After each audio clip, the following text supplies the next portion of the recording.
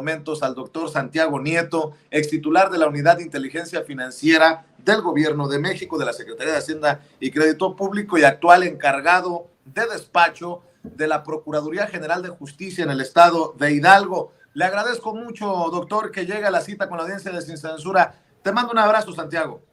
Un abrazo, Vicente. Saludo a ti, a tu auditorio. Mucho gusto estar escuchando y compartiendo esta mañana. Pues porque es importante escuchar la opinión de Santiago Nieto, un hombre que estuvo precisamente armando investigaciones contra Genaro García Luna. Si alguien sabe de Genaro García Luna o uno de los que sabe, eres tú, Santiago, y te quiero preguntar, ¿qué piensas, doctor, de el veredicto de culpable contra Genaro García Luna en Nueva York, algo que reportamos desde allá, desde el lugar de la noticia en Sin Censura? Bueno, yo creo que es un hecho histórico, no solamente para Estados Unidos, sino también para México.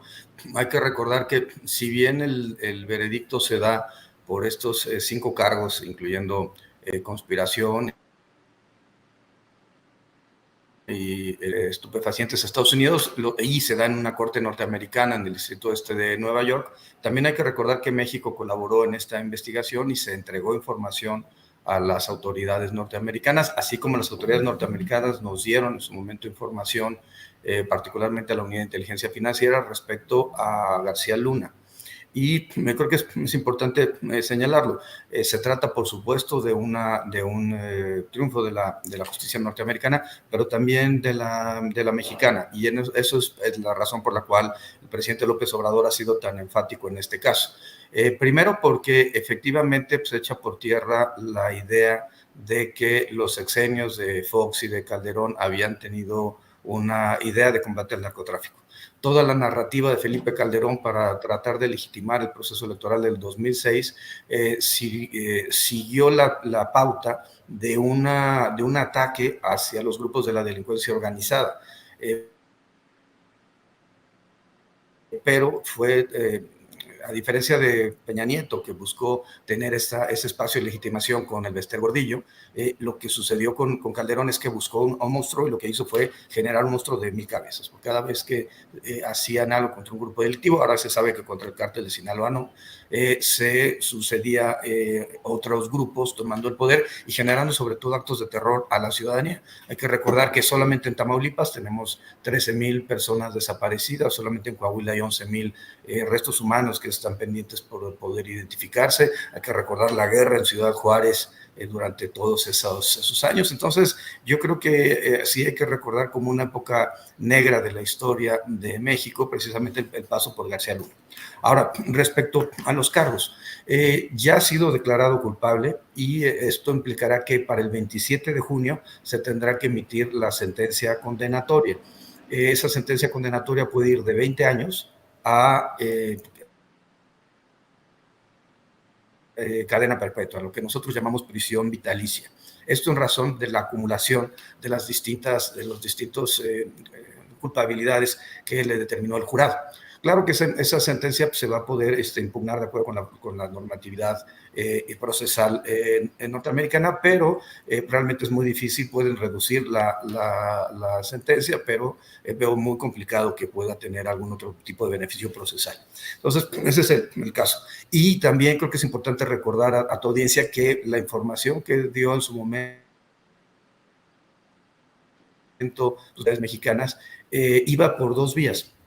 Ellos estaban investigando narcotráfico y nosotros empezamos a investigar actos de corrupción. He platicado en otras ocasiones contigo de que se llegaron a detectar 2,600 millones de pesos contratados a la empresa Numbac de García Luna, unos 77 millones de dólares directamente a la empresa, y cómo ese dinero iba a Panamá, de Panamá se iba a Numbac Panamá, y de Panamá se iba a otros espacios como Curazao, como Tel Aviv, como Barbados, como Letonia, y por supuesto a Miami para pagar el esquema de vida de García Luna. Además, como que Calderón no estuviera enterado cuando tenía un cuerpo de seguridad, de inteligencia civil, ¿no? El CISEN, hoy CNI, cuando tenía pues, además la inteligencia militar, la inteligencia naval a la mano. Y bueno, la inteligencia financiera en realidad durante su sexenio no fue desarrollada como un mecanismo para poder tener información que pudiera servir para casos penales, más bien fue pensada como una UIF de naturaleza administrativa, ni siquiera tenían la facultad de congelar cuentas, por ejemplo, durante la época de Calderón, lo cual significaba que a Calderón no le interesaba desmantelar las estructuras financieras de los grupos delictivos, sino solamente atacar al sicariato en la calle con los efectos que ya es algo ordinario que se dé información. Pues bueno, mi experiencia es que efectivamente sí, nosotros recibimos información de García Luna, también la transmitimos, recibimos información, por ejemplo, de Cabeza de Vaca y de sus familiares, también también entregamos información a las autoridades norteamericanas cuando se nos pidió, pienso en Romero de Champs, inclusive, también hubo un intercambio de información a través de un sistema que se llama el Grupo Egmont. El Grupo Egmont permite, por el principio de reciprocidad, el principio de transparencia, solicitar información de manera formal, pero digamos fuera de juicio, a las UIF del mundo, y en el caso de la UIF mexicana, que puede presentar denuncias, pues presentar denuncias como las dos que presentamos en contra de García Luna, en contra de Cárdenas Palomino, en contra de García Pequeño, entre otros casos. Ahorita pensando en Hidalgo, pues también recibimos información, ahí no de la autoridad norteamericana, sino del sistema financiero, de esa transferencia de 151 millones de dólares que recibió la Universidad Autónoma del Estado de Hidalgo, que nunca pudieron comprobar, y durante pues, varios años estuvo congelado todo ese recurso. Entonces,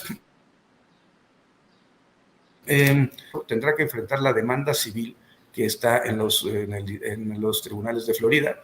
Esta demanda que planteó el Estado mexicano por conducto de la UIF y que planteó originariamente la devolución de unos 250 millones de dólares. Después, mi sucesora ha hablado que se aumentó los datos de investigación hasta 700. Eran 250 lo de Estados Unidos, más 200 millones lo que había facturado con Numbac. Ahí habría que sumar los 30 gobiernos de Mancera, pero al final del día pues, se trata de cantidades muy importantes. Y en ese sentido, pues la defensa planteó un motion to dismiss, una especie de solicitud de desechamiento. El juzgado no les hizo caso, no compró el argumento y ellos tuvieron que apelar, y estamos esperando que para finales de marzo se resuelva por parte de los tribunales de apelación en Florida este tema para que pueda continuar el procedimiento para la extinción, insisto, de 250 más 200, 450 millones de dólares, pero bueno, mi sucesor ya habla de 700 millones de dólares. Haya sido, sea la cantidad que sea, creo que debemos ver con absoluta claridad que se trató de recursos que de cualquier forma un servidor público de esas características no podría tener, y que coincide con lo que hemos visto en los actos de corrupción. Coincide con las 32 naves entre yates y ferries que tenía Roberto Orff, que considera más grande que algún municipio del estado de Chihuahua como César Duarte. Coincide con la introducción de ganado menor de Nueva Zelanda a Nayarit por Roberto Sandoval. Por cierto, su fiscal, Beite, es una de las personas que declaran en contra de García Luna y que tenían pues, a su cargo pues, la operación para que el cártel de Sinaloa pudiera moverse libremente en México y hasta el ingreso a los Estados Unidos. Y sí, bueno, coincide también de lo que hizo Javier Duarte, los 34 mil millones, coincide en estas 23 empresas fachada que Karime Macías tenía en Veracruz, en el DIF de Veracruz para sacar recursos, o coincide también lo que recientemente vimos en Hidalgo con la estafa siniestra. Fue un mecanismo de operación y creo que pues, es importante que eso lo tengamos muy claro para que no se vuelva a repetir. Sé que tiene el tiempo complicado, doctor, pero quiero hacerle dos preguntas. ¿Cómo ve a estos personajes como Roberto Gil Suárez? No sé si le avisaron que lo estaba también exhibiendo en la mañanera su servidor, pero fue con Ciro Gómez Leiva a decir lo mismo que ha dicho Felipe Calderón, lo mismo que han dicho todos. Nadie vio, nadie escuchó, nadie leyó, nadie supo. Y aquí la pregunta es, no es si les creemos o no les creemos, porque no es creíble esa versión que nadie se dio cuenta, sino que ¿qué debe de ocurrir de aquí en adelante? Porque estos personajes, desde mi perspectiva, obviamente, son cómplices, por lo menos por omisión, doctor. Y a ver, hay una serie de personajes vinculados con el PAN que estuvieron apoyando en su momento a García Luna y después a Cabeza de Vaca, también hay que decirlo. Y los dos, por supuesto, se encuentran con procesos, uno en México, otro como Estados Unidos, como Cabeza de Vaca se encuentra en México en este momento con los procesos ante la Fiscalía General de la República con las órdenes de aprehensión. Sí, yo no había visto digamos, la entrevista, escuché lo que tú habías planteado y bueno, pues nada más habría que decir que Victoriano Huerta murió en 1916 en El Paso, Texas, efectivamente en la cárcel, pero que el nazismo no existía. El nazismo se constituye en 1933 en Bavaria, con la creación pues, sí, del Partido Nacional Socialista que llega al poder en esa época, después de instancia a nivel local. Es decir, que pues es mentira que Estados Unidos hubiera juzgado a Victoriano Huerta por apoyo a los nazis, por algo muy sencillo, los nazis aún no existían. Entonces, que no vengan a dorar la píldora, lo importante es que sí habrá evidentemente pues, mecanismos, también las autoridades tendrán que desarrollar los procesos de investigación y bueno, pues hay que ir avanzando en generación de un mecanismo de justicia que nos permita lo que sucedió durante esos años. Y me refiero sí a García Luna y a la relación con la delincuencia organizada, pero también pienso en los temas de corrupción que se dieron en puentes, en carreteras, en vivienda, en salud, durante pues, las administraciones de Vicente Fox, de Felipe Calderón y de Enrique Peña Nieto, lo cual evidentemente pues, generó las condiciones, el medio ambiente, que llevaría al triunfo del presidente López Obrador en 2018, ya que al día de hoy tengamos 22 estados gobernados por Morena, uno por un aliado, San Luis Potosí, el Verde Ecologista, y por supuesto que el estado de México a Morena en las elecciones de este año, lo cual implicaría pues 24 de 32 entidades federativas. Creo que hay que ver qué es lo que está sucediendo en el país, una transformación importante, una perspectiva de voltear a ver hacia lo social.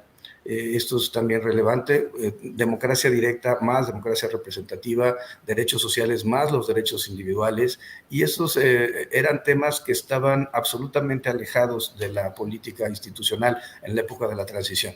Yo creo que una de las cosas, por ejemplo, que Lorenzo y Ciro no alcanzaron a entender es que las dos primeras alternancias en el gobierno federal no tienen nada que ver con lo que sucedió después con la irrupción del López Obradorismo, que lo que plantea es una reivindicación en temas de combate a la corrupción, en temas de reducir las desigualdades sociales, en temas de fortalecimiento de la democracia directa como un mecanismo para poder tener acceso a decisiones de carácter popular votadas a lo largo y ancho de la República Mexicana, y es finalmente lo que notó de la reforma electoral.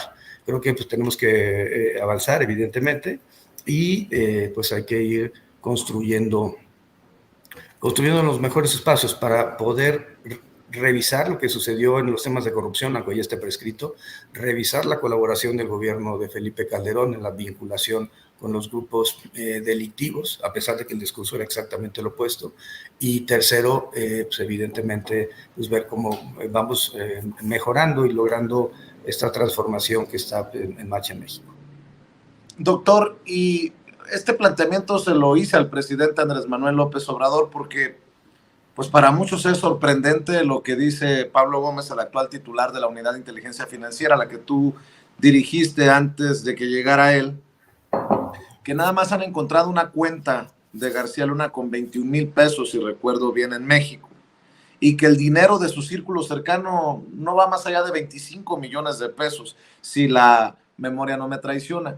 Yo le decía al presidente Andrés Manuel López Obrador, Hoy con lo que hemos sabido en el juicio, con lo que el presidente expone en la mañanera y con lo que sabemos que no se dijo en el juicio, ¿no hay elementos para replantearnos esto con lo que ha sido congruente el presidente de no juicio a expresidentes, pero pues ya ni juicios, investigaciones, una instrucción directa a la unidad de inteligencia financiera para que se investigue a Vicente Fox, a Felipe Calderón directamente por lo que hemos sabido en el juicio contra Genaro García Luna, insisto, dejarlo hacer lo que básicamente él quisiera en estos 2 sexenios panistas. ¿Tú qué piensas, doctor, de este planteamiento que le hago al presidente? Él dice que hay que esperar a ver si García Luna canta, pero yo creo que hay suficiente para empezar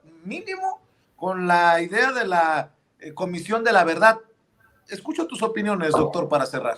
Sí, siempre lo hemos platicado en el tema de, yo soy un convencido de que si hay una buena parte, que además ya está prescrito a los 10 años, por tanto, en este momento se podría poder hacer una revisión de 2013 para acá, pero ya estaría fuera el sexenio de Felipe Calderón. Sí es importante tener una comisión de la verdad que nos permita ver qué sucedió en varios elementos, ¿no? La pandemia de la influenza en 2009, qué sucedió con las bonanzas petroleras durante Vicente Fox y Felipe Calderón, el gasto. Yo me decía hace un momento, el tema no tiene que ver con el entorno cercano de García Luna, sino el entorno cercano. El desvío de recursos era por personas morales, era por paraísos offshore, era por la transferencia de carácter internacional para efecto de poder mantener el esquema o el nivel de vida. Y por eso digo pues, que era imposible que no lo supiera Felipe Calderón, que algo estaba sucediendo con su secretario de Seguridad.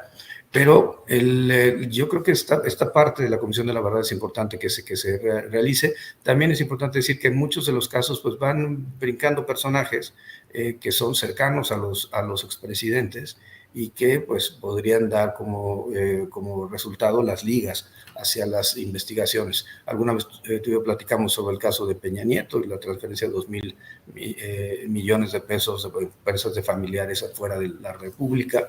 Y ya, yo creo que hay que ir avanzando en esto y en fortalecer un sistema de procuración de justicia a nivel federal y a nivel local que permita que estas personas pues lleguen y se enfrenten a los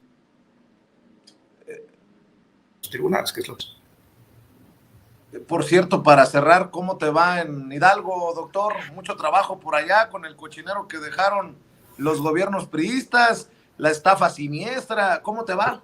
La estafa siniestra bien, tenemos algunas ya órdenes de aprehensión pendientes de cumplimentar en varios espacios. También hemos generado una política vamos a tener un registro de personas agresoras sexuales y de derechos de las mujeres, porque es una prioridad para el gobernador Julio Menchaca, pero también para la administración. Y bueno, llevamos hasta este momento 640 órdenes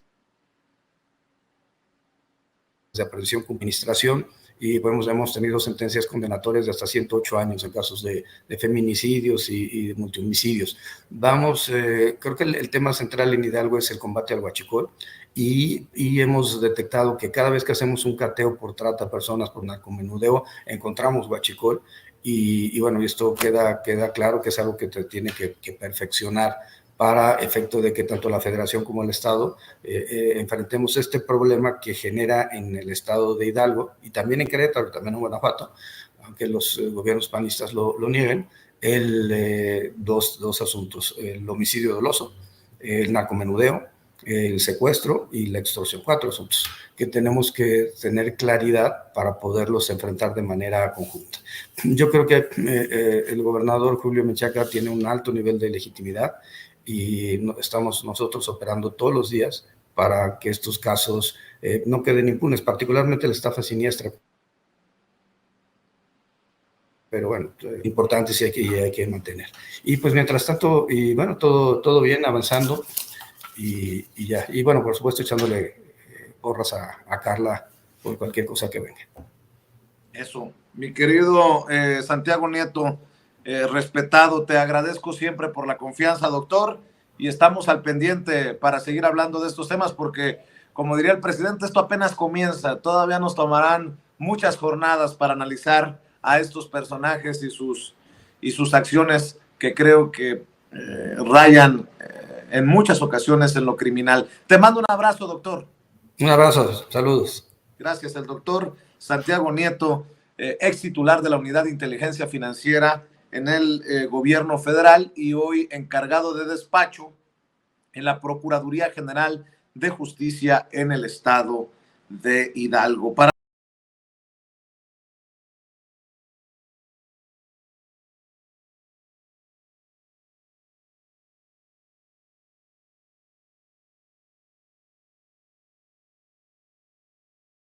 compañeras en la mesa de análisis, quiero comenzar con estas imágenes. Me va a gustar muchísimo reírme de lo que vimos ayer y antier por parte de Alito Moreno. Alito Moreno fue uno de esos personajes que convocaron a la marcha de cretinazos y fascistas del fin de semana, la marcha del domingo. Él incluso hizo un mensaje absolutamente flatulento para celebrar que pues toda esa gente hubiera ido, que más de 90,000 personas hubieran llenado el Zócalo, hubieran llegado ahí, estuvieran aproximadamente 40 a 45 minutos porque estaban defendiendo al INE, a esa gran institución, y que le cierran el hocico. Vamos a ver primero lo que dijo para podernos reír un poquitín de cómo el mismo INE pues se la volteó a Alito Moreno. Amigas y amigos, misión cumplida. Llenamos el Zócalo, reventamos el Zócalo y por mucho. Lo hicimos miles y miles de mexicanas y mexicanos que decididos a defender a su país, a nuestro país y a nuestra democracia, lo hicimos juntos. Lo hicimos con la fuerza de la sociedad civil organizada. Participamos los partidos políticos. Ahí estuvo el Partido Revolucionario Institucional con sus mujeres y hombres en esta gran concentración. Y lo hicimos con la determinación y la energía de quienes siempre alzamos la voz ante la injusticia. Demostramos que podemos dejar los colores a un lado cuando la voluntad de una nación se une en una sola expresión. En este caso, el Instituto Nacional Electoral y el Tribunal Electoral no se tocan. Estoy convencido de que el bien más preciado de todas y todos los mexicanos son nuestras instituciones. Y hoy refrendamos nuestro absoluto y total respaldo a la labor que realiza el Instituto Nacional Electoral y el Tribunal Electoral. En noviembre del 2022 inundamos las calles de todo México para expresar nuestro profundo rechazo a la pretendida reforma electoral. Un mes después, mandamos esa reforma electoral al basurero de la historia. No, a ver, el único basurero de la historia, el único que va al basurero de la historia es Alito Moreno, puesto que el mismo INE, el Instituto Nacional Electoral, después de que se expresara así de bonito de ellos, después de que hablara de cómo los defendió, pues determina que no se puede reelegir en el cargo, que no va a poder pues extender su mandato como dirigente del PRI. Así como se lo digo, mire, sí fue una decisión muy cerrada de 6-5 ahí en el Instituto Nacional Electoral, los que quieren Alito y los que no quieren Alito, pero pues le digo, al fin y al cabo, le dio un tremendo revés del INE, rechaza los cambios a los estatutos del PRI, con los que este sujeto podría extender su mandato como dirigente nacional del partido. Esta votación concluyó con 6 consejeros a favor y 5 en contra, decía, ¿no? El Consejo del INE no encontró justificación por el cambio en los estatutos del PRI. ¿Me dice David que tenemos video de esto? A ver, David, pónganos el video que dice. A ver si es cierto. Si se aprueba el proyecto de resolución del Consejo General del Instituto Nacional Electoral, identificado en el orden del día como el punto 33. Primero, quienes estén a favor, quienes están conectados virtualmente, sí van a manifestar. Gracias. ¿En contra? En la sala, quienes estén a favor. En contra. Es aprobado por 6 votos a favor, 5 votos en contra, señor presidente. Gracias, señor secretario.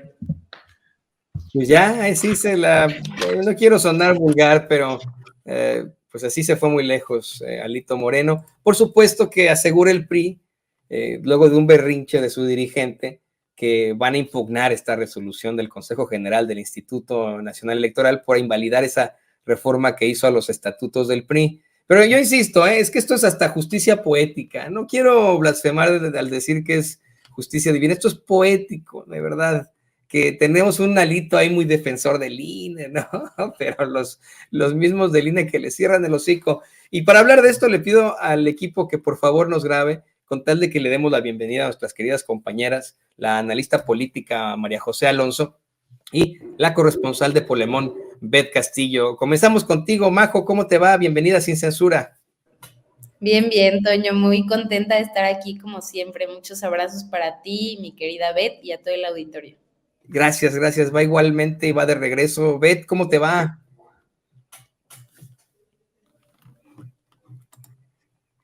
Creo que no te escuchamos, por ahí se fue el audio. Sí, perdón, es que no lo tenía activado. Muy bien, muchas gracias, muy feliz de estar aquí otra vez en este gran espacio que es Sin Censura. Les mando un abrazo a ti y a mi querida Majo. Muchas gracias. Pues comencemos con el tema, ¿no? Tenemos ahí un Alito celebrando que pasaron supuestamente de 90,000 personas y que llenaron el Zócalo entre 40 y 45 minutos. Esto a pesar de que compañeros, bueno, creo que a lo mejor está de más este comentario, pero compañeros periodistas independientes documentaron el momento en el que mucha gente se detiene a decirles, no, pues es que a mí me obligaron a venir, no, es que yo soy parte de determinada empresa, yo soy parte de determinado candidato o sindicato. Había gente que hablaba de este candidato del PRD en el Estado de México, pero bueno, ahí están las imágenes. ¿Se llenó el Zócalo? Sí, la verdad es que sí.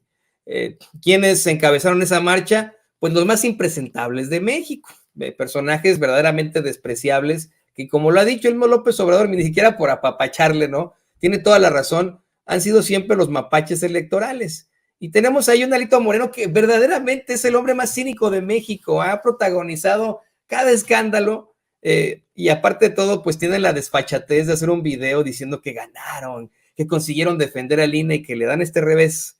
Ahora no podrá extender su mandato en el PRI. ¿Qué opinas de esto, Majo? Pues como dicen por ahí, quedó. La verdad es que nada más quiero regresar al tema de la movilización del domingo.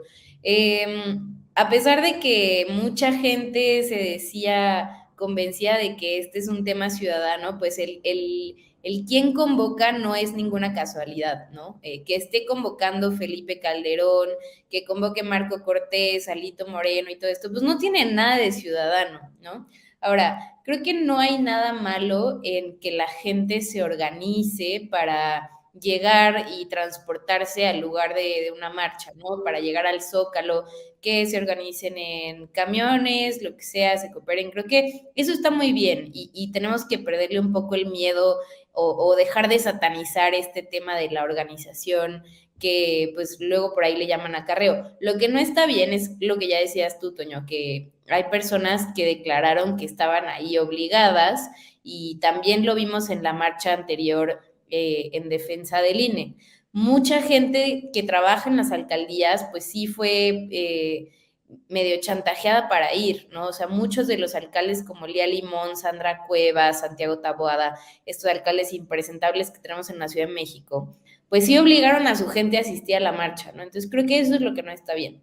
Ahora también creo que está bien que la derecha conozca las calles por primera vez, salga a protestar independientemente de su causa. Eso está muy bien. Creo que nunca habían tenido la necesidad de hacerlo porque toda la vida habían ocupado ellos y su clase política las instituciones, ¿no? Nunca habían tenido necesidad de salir a protestar por absolutamente nada porque todo lo podían arreglar con la facilidad de levantar el teléfono y se acabó, ¿no? Entonces, creo que está bien que ahora lo hagan por primera vez, ¿no?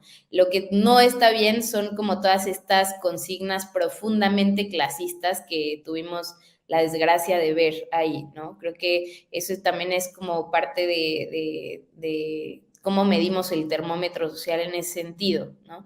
Y pues Alito Moreno, como bien dices, pues no fue uno de los ausentes, y de nuevo, volviendo al tema, pues volvió a quedar. Ahora, respecto a esta resolución del INE para ampliar su mandato que le dan el revés, creo que no podemos ignorar el hecho de que durante muchos meses, muchos militantes del PRI, muchos exdirigentes del PRI, pidieron la salida de Alito Moreno o se deslindaban de Alito Moreno, ¿no? Entonces, creo que esta forma de tratar de aferrarse al poder cuando tu misma gente no te quiere, pues sí es una necedad y es algo muy penoso, ¿no? Por parte de este señor. Entonces, pues independientemente de que el INE lo haya hecho o no, pues sabemos que el INE en realidad, desgraciadamente, sirve a muchos intereses partidistas y particulares, especialmente la derecha. Pero el señor Alito Moreno lo que debería hacer es reflexionar sobre y dejar de ser tan aferrado, porque pues, ya su misma militancia pidió en muchas ocasiones la salida o se deslindó de esta dirigencia pues tan penosa, ¿no? Como ya decías, que ha dado tanto de qué hablar, sus declaraciones racistas, sobre todo machistas, ¿no? La corrupción que hay entre la dirigencia y los medios de comunicación ya era insostenible. Entonces, independientemente de cómo haya llegado el fin de su mandato, pues debería ser una invitación a la reflexión para el señor Alito Moreno, ¿no? Ahora a mí se me fue el audio, les ofrezco disculpas. Sí, exactamente, ¿no? Y esto ha sido exhibido en estos audios por parte de Laida Sansores en el martes del Jaguar, pero también en muchas actitudes de lo que se plantea de cómo verdaderamente es ese Alito Moreno. Lo vemos, por supuesto, muy pegado al partido, siendo pues parte de esta logia que tienen, ha hecho sus viajes a Cuba, ha estado, por supuesto, en eventos y en cumbres supuestamente de la izquierda internacional, que es verdaderamente una ridiculez, ¿no? Es hasta ofensivo para aquellos que buscan ese tipo de progreso. Y le pido al equipo que nos grabe para también escuchar tu comentario en cuanto a la parte de la marcha y el revés que le dan a Alito Moreno. En efecto, pues es como dice María José, es un personaje que ha sido impugnado por su propio partido, que enfrenta una serie de cuestionamientos duros y que quiere mantenerse en esa línea, pero que tal vez este revés que le da el INE, por mucho que lo impugnen, sería propositivo para, que eso no nos conviene a nosotros, ¿no? A los mexicanos de a pie, sería propositivo para el Partido Revolucionario Institucional.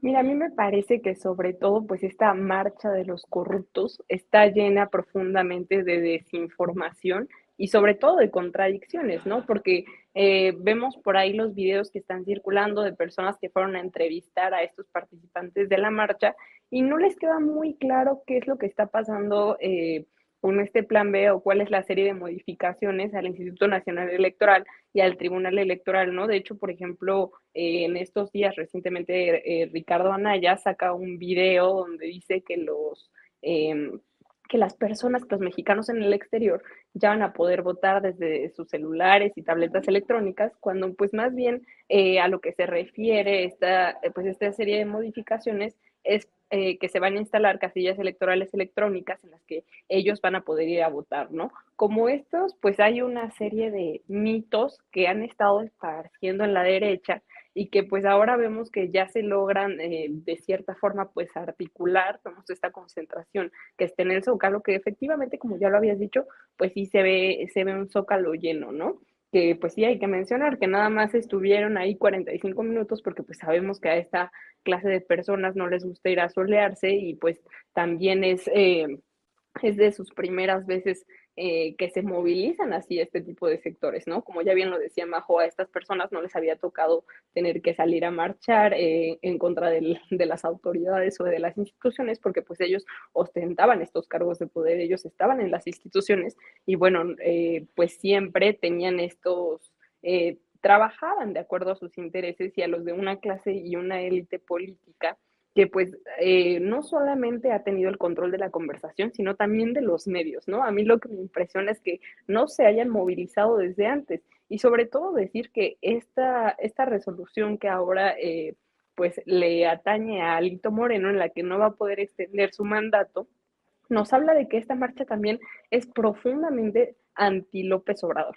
No tanto, yo creo que encuentran en el INE y en esta serie de modificaciones una forma de articularse para lo que realmente defienden, que es estar en contra de López Obrador. Y claro, lo hacen desde una discriminación tremenda. Vemos todos estos discursos racistas, clasistas. Por ahí también circulaba una serie de fotos en las que tenían unos personajes, algunas gorras que decían Make México Fifi again, ¿no? Como hagamos a México Fifi otra vez.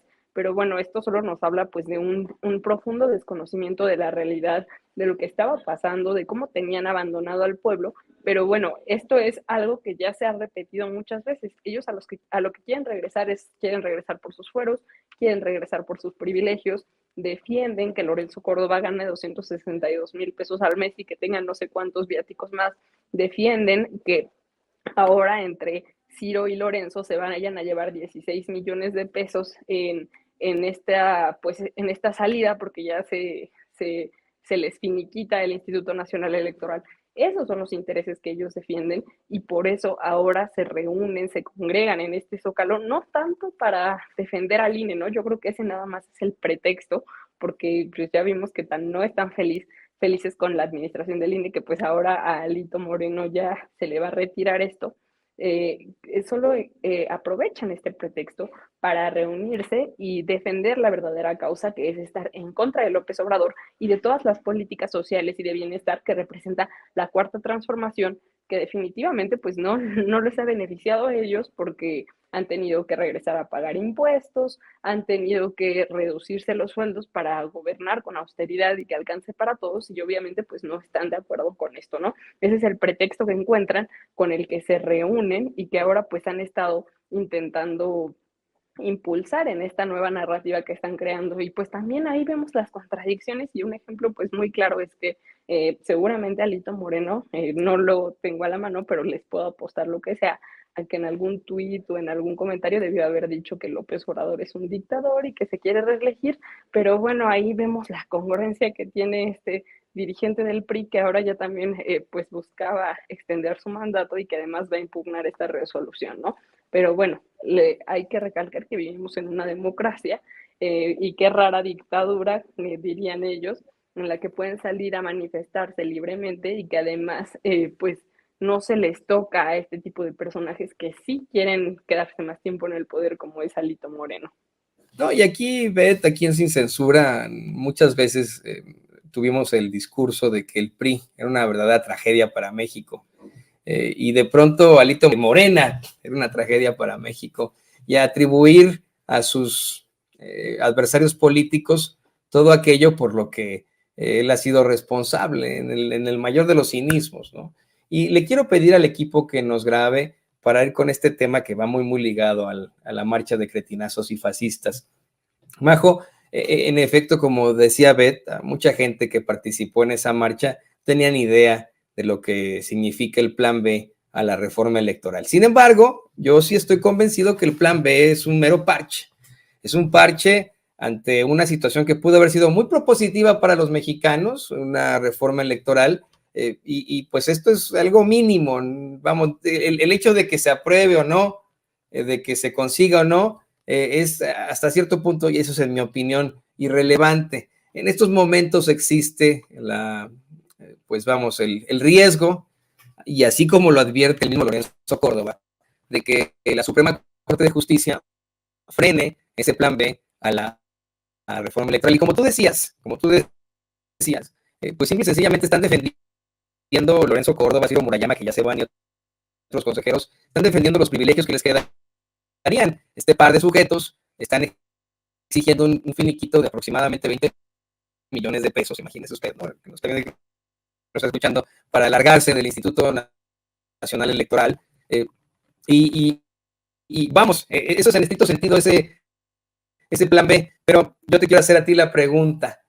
¿Consideras que habría algún cambio en específico si de pronto se frena ese plan B a la reforma electoral en la Suprema Corte? ¿No sería mejor ya apostarle a 2024 con la gente apostarle a que la gente busque otro proyecto de nación que modifique a toda esa, esa Cámara de Diputados, esa Cámara de Senadores, y que sí podamos conseguir una Cámara en la que haya 2/3 que puedan aprobar una reforma?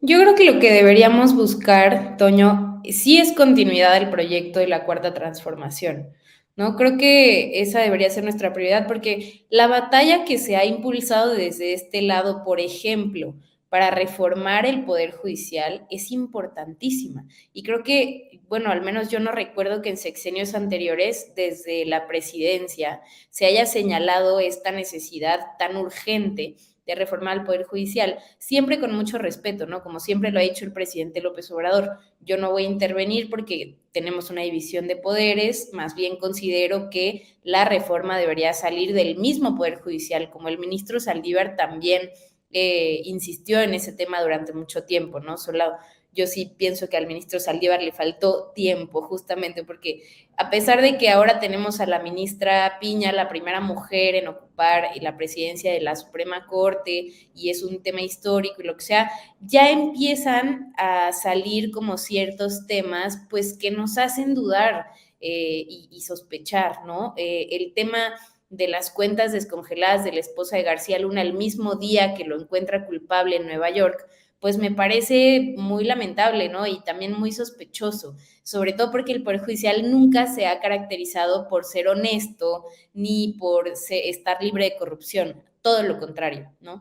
Entonces, sí me parece que lo que debemos buscar de cara al 24 es continuidad, pero también en este sentido, ¿no? Que esa continuidad traiga esta misma propuesta de reformar un poder profundamente corrupto y que al final del día nos afecta a todas y a todos los mexicanos, ¿no? La impartición de justicia nos afecta directamente en nuestro día a día, sobre todo a las mujeres, ¿no? Cuántos feminicidas, confesos, pues no han quedado libres por un poder judicial profundamente corrupto, ¿no? También desde el poder judicial se mata a las mujeres.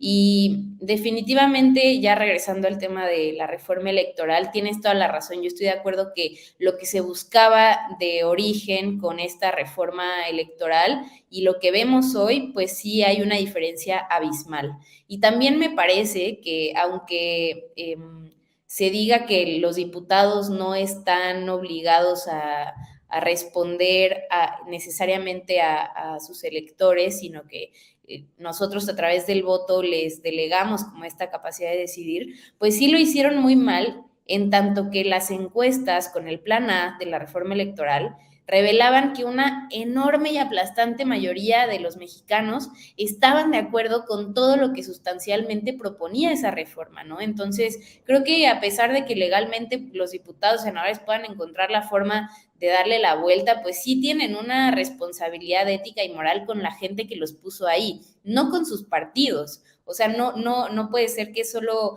porque el PRI me dio la candidatura, entonces ya voy a votar por consigna. Pues no, porque representas también al pueblo de México, ¿no? Entonces a mí me parece inconcebible cómo, ignorando que estas cifras revelaban que era la voluntad de la mayoría tener esta reforma electoral, aún así hayan decidido darle la espalda a la gente.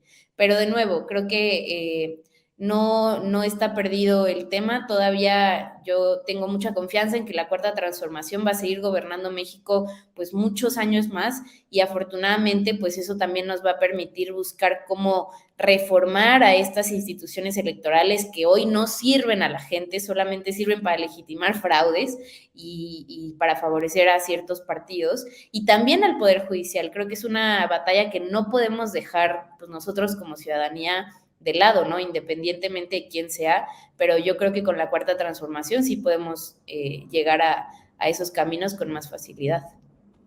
No, y también la fiscalización de nuestras autoridades. De hecho, le pido al equipo que nos grabe para escuchar.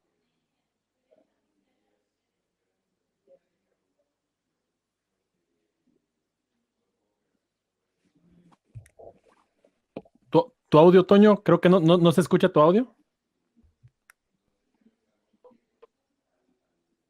Ahí ya más o menos se está agarrando. ¿Ya me escuchan más o menos? Ya te oigo. Oigan, les ofrezco disculpas por esta situación. No sé qué pasó con mi micrófono. Espantan en este sótano, me imagino, ¿no? Pero bueno, decía que si bien es cierto, hay que continuar luchando por, pues vamos, establecer un sistema mucho más democrático, luchando por esa democracia que solamente establecerá el bien para México. También debemos fiscalizar a nuestras autoridades. Ha funcionado muchísimo el hecho de que los mismos hombres y mujeres de a pie, los mismos mexicanos de a pie, se metan a las transmisiones del IFE, del Tribunal Electoral, de la Suprema Corte de Justicia, y vean qué consejeros, qué magistrados, qué ministros determinan qué sobre qué, que puedan quedar en la palestra de quiénes son. ¿Tú qué opinas de esto, querida Beth? Sí, mira, yo la verdad estoy totalmente de acuerdo en esto que mencionas de cómo cada vez debe de haber una mayor fiscalización desde la ciudadanía y saber quién es quién en todos los órganos y también pues en los medios, ¿no? Saber quiénes de las personas que nos están representando pues están tomando estas decisiones, ¿no? Porque, por ejemplo, no sé, a lo mejor hace 10 años que la ciudadanía no estaba tan politizada y que no hablábamos tanto de estos temas. Digo, yo era mucho más joven, pero a lo mejor no, si le preguntabas a alguien, y yo creo que todavía hasta la fecha, si le preguntas a alguien quién es el consejero electoral del INE, que es el presidente, que sabemos que es Lorenzo Córdoba, a una persona que no está tan inmersa en estos temas, probablemente ni siquiera va a saber quién es, ¿no? Y realmente lo que tenemos que hacer es seguir impulsando que se dé esta fiscalización y que sepamos quién es quién, qué decisiones están tomando, porque a final de cuentas son representantes de la sociedad, y saber por qué lo están haciendo y que rindan cuentas de por qué están tomando decisiones que no le convienen a la sociedad. Como ya bien lo señalaba Majo, tenemos este ejemplo que con la reforma electoral, con la propuesta que mandó el presidente López Obrador, era una mayoría aplastante de mexicanos. Yo recuerdo que se hablaba de un mayor, más de 90% de las y los mexicanas que querían esta reforma electoral, que querían que pasara, y bueno, ¿qué es lo que vemos? Que la votan en contra las y los diputados. Entonces, yo creo que sí tienen una responsabilidad social con la gente, también moral y ética, como ya lo señalaban, de representar a las personas, porque por eso están en esos cargos. Y ya bien lo dice el presidente López Obrador, si no quieren estar sirviendo a la gente en el servicio público, que para esto es, pues que se vayan. Hay muchísimas otras actividades a las que se pueden dedicar, ¿no? Yo creo que sí es muy necesario que exijamos que se les rinda cuenta a todo el pueblo de México de parte de estos representantes, ¿no? Y sí, bien como ya lo comentabas anteriormente, la cuarta transformación que está cimentando López Obrador son solo las bases de todavía las muchas cosas que hacen falta y que por eso necesitamos una continuidad bajo estos principios de honestidad, de austeridad, en la que se dé esta continuidad y que se puedan sentar aún más las bases, pero que vayamos más allá, ¿no? La reforma del Poder Judicial es necesaria. Yo veo cada vez más a la gente que está activa, seguramente también aquí todos los espectadores de Sin Censura, que han estado denunciando esta reforma tan necesaria al Poder Judicial. Yo creo que, como decía Majo, de que a Arturo Saldívar le faltó tiempo, yo creo que va a pasar esto mismo con el presidente López Obrador, pero que es necesaria la continuidad para que se pueda dar esta reforma a las instituciones del Poder Judicial, porque además tenemos, por ejemplo, a las y los diputados, pues sí votamos por ellos, votamos por su partido, por el candidato, pero también por el proyecto que representan. Pero a los del Poder Judicial no tenemos pues una injerencia directa, ¿no? No votamos por ellos, no podemos votar para que la ministra Piña llegara o no llegara, o no podemos votar por los jueces. Son simplemente personas que hacen esta carrera judicial y que muchas veces ni siquiera tienen carrera judicial y son designados pues por contactos o por entrevistas o procedimientos pues dudosos que no sabemos cómo los eligen. Y bueno, muchas veces ya hemos visto que han tenido, ni siquiera muchas veces, ¿no? Más bien la mayoría de las veces, y yo creo que son minoría los funcionarios en el Poder Judicial que sean honestos, porque sabemos que hay pues casos de corrupción enormes, que son toda la reproducción de todos los casos que teníamos en el país, pero en una escala no más pequeña, pero sí que se sigue dando en este Poder Judicial, ¿no? Tenemos estos sabadazos que tanto habla el presidente López Obrador de cómo liberaban a las personas que les alcanza para comprar la justicia, ¿no? Porque ni siquiera hay una justicia accesible para todos. Tenemos ahora este Poder Judicial que descongela las cuentas de la esposa de García Luna y justamente en el día en el que lo declaran culpable, ¿no? Entonces ya va a tener este dinero para poder operar. Y yo creo que estos casos que se denuncian solo son la punta del iceberg, porque de verdad que el Poder Judicial está podrido y es algo hacia lo que tenemos que avanzar con esta continuidad de la Cuarta Transformación. Yo sí creo que estamos entre la espada y la pared con el Poder Judicial, en definitiva, sí, estoy convencido de eso. Creo que si de pronto no va a ser el presidente López Obrador, pero si llegara otro presidente o presidenta que lo desmantela y se eligen nuevas autoridades para el Poder Judicial, pues ¿a dónde creen, queridas compañeras, que se irían esos jueces, ministros, magistrados, esos ministerios públicos, esos fiscales? Pues obviamente, si ya son pillos, serían aún más pillos. Y en segundo lugar, esta opción que se le da de sean ustedes los que regeneren y reformen ese Poder Judicial desde adentro, pues es como decirle a un ladrón, oye, pues tú ya deja de robar y regresa lo que has robado, ¿no? Es exactamente lo mismo, pero bueno, a esas tendremos que enfrentarnos. Y yo les quiero agradecer que se hayan conectado con nosotros y también que nos hayan aportado estos muy importantes y enriquecedores comentarios y análisis aquí a Sin Censura. Estábamos contigo, Beth, por favor, compártenos tus redes sociales para que la gente se ponga en contacto contigo y te lean ahí en Polemón. Oye, Cito, yo nada más les quería decir rápidamente que en el Poder Judicial muchas veces también con lo que me he encontrado es que la gente dice que hay que seguir la ley porque es la ley. Pero más bien yo lo que les invito a todos y todas a que reflexionen es que las leyes pues deben de adecuarse a la sociedad y a la justicia, ¿no? Por ahí lo decía también nuestro presidente y pues bueno, hay que seguir impulsando este cambio desde nuestras trincheras. Yo los invito a que nos vean en las nuestras, en @revista Polemón, en todas las redes sociales, y a mí me encuentran como @betcastillo con @o en todas las redes sociales también, y por ahí pues nos estamos escribiendo. Muchas gracias a Majo y a ti, Toño, y a todo el gran equipo de Sin Censura que desde esta trinchera hacen una labor extraordinaria para con la sociedad. Muchas gracias, Beth. Y la verdad es que sí, el fin último del derecho, en todo caso, tendría que ser esa constante y perpetua voluntad de darle a cada quien lo que le corresponde, la justicia. Pero desafortunadamente mucha gente se va por esa máxima, dura lex et lex, la ley es dura, pero es la ley y la ley es la ley. Eso es pésimo, no debe de ser así nunca. Ese es lo que utilizan esos leguleyos y esos muy desafortunados funcionarios que hemos tenido, como el saco de pus, Javier Lozano. Querida Majo, también por favor compártenos tus redes sociales, la analista política María José Alonso aquí en Sin Censura. Totalmente como lo dices tú y como lo dice muy acertadamente Beth, creo que esta reforma al Poder Judicial también tiene que empezar en las escuelas de derecho, ¿no? No podemos tener abogados lejos de la sensibilidad ni de la conciencia social, entonces pues hay que seguir empujando en este sentido. Y a mí me encuentran ahí en Twitter como @majosoberanis y en las redes del Soberano como @elsoberanomx. Muy contenta como siempre de estar aquí, les mando muchos abrazos a tu hermoso auditorio, mi querida Beth, y por supuesto para ti, querido Toño. Gracias, querida Majo, Beth, las tiene usted, nuestras compañeras aquí en Sin Censura, en esta muy interesante plática.